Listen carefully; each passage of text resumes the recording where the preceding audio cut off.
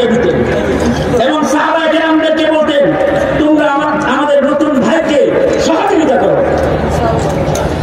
আমি যখন জেল গেলাম তখন আমার খাদেম দিছে আলহামদুলিল্লাহ 2 জন মুসলমান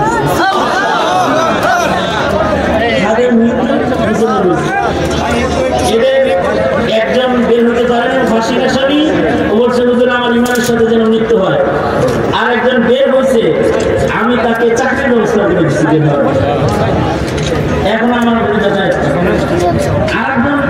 আরেকজন ভাই উনি বলছেন হুজুর আমার কাছে কেউ যদি আসে তা আমি বলি আমি মুসলমান না হলেও আমি আইন হিসেবে ঢোকের লোক। আমার কাছে এগুলো বলতে পারে আমি বলি যে আমি বলতে গেলাম